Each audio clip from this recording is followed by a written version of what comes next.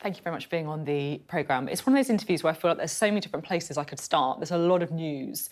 But I want to start with the thing that is almost certainly the biggest story, the most important story today, which is inflation. What's your reaction to the figures? Well, the figures were higher than expected.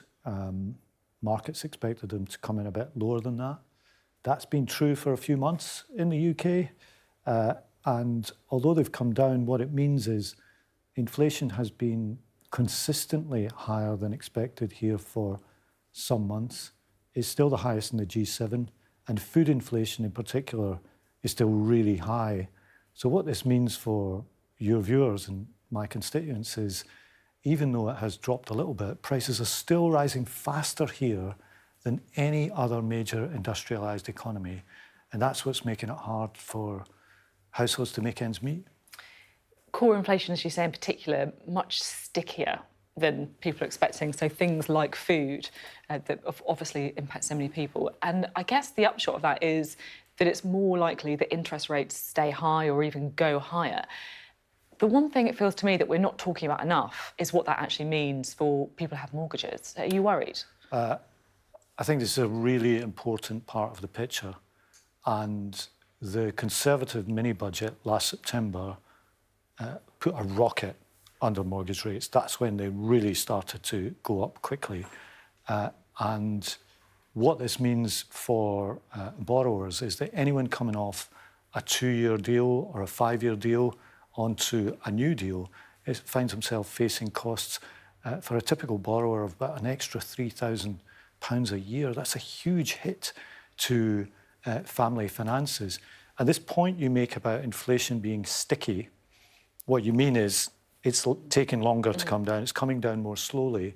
That puts added pressure on the Bank of England to at least keep interest rates higher for longer and possibly even to have another increase. That's, of course, their decision. Would that be a wrong decision, though, you think? I know, obviously, they're independent, but, there are people who'd be thinking, like, hang on a minute, if this is going to mean people not being able to pay their bills... Sure, but look, it's not a good idea for politicians to start saying the bank is right or wrong in its interest rate decisions. Remember, it was the Labour government that made the bank independent, that gave them this power and indeed this target for inflation to be at 2%. So we're well off 2% at the moment.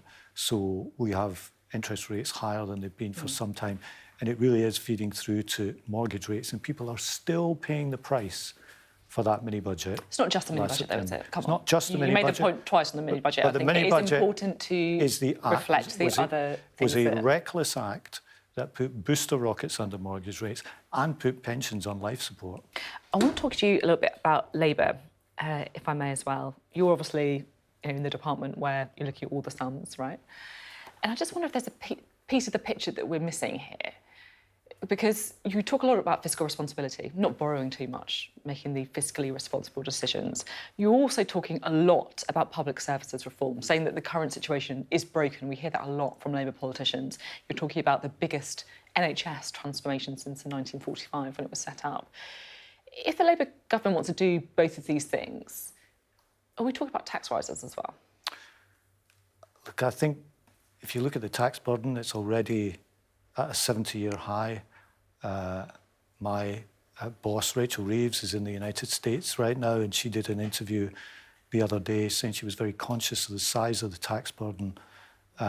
So, you know, we've got to make our decisions about those if we're ever in a position in government. But I think we're very conscious of the size of the tax burden. And the reason we talk about... The IMF, though, recommending this week tax rises in order to reform public services. Well, one thing we've got the benefit of is experience of reforming public services.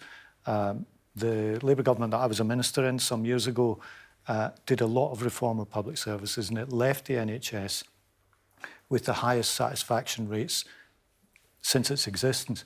We didn't do that just by pumping in more money. We did it through Not just by pumping in more money. We did it through a combination of investment and reform. But that's the key. There was a lot of money as well, and you're talking about investment as well. But what's your view on wealth taxes?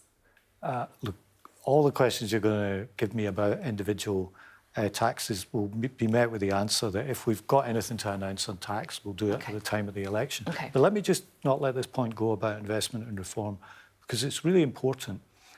We're not just the preservation society for public services. We feel we've got a special duty to the NHS as its founder, and that duty isn't just to save it, as sometimes people in the Labour Party say, but always to reform it and change it and make it fit for the future. So we are excited and interested in the application of new technology. We're passionate about getting these waiting lists of 7.5 million down. We have a plan, which we've said how we'll fund, for more doctor training and more nurse training. And we've said how we'd fund that through the abolition of the non-dom status. So it's a combination of investment and reform. And that's the best answer for the NHS. We'll wait to see more details then as that election approaches. Boris Johnson is in the news agenda again. I'm pretty sure I know what your comments on that are going to be. I'm sure we can imagine. His supporters say, look, he's the guy who won a majority. He's in touch with what people think.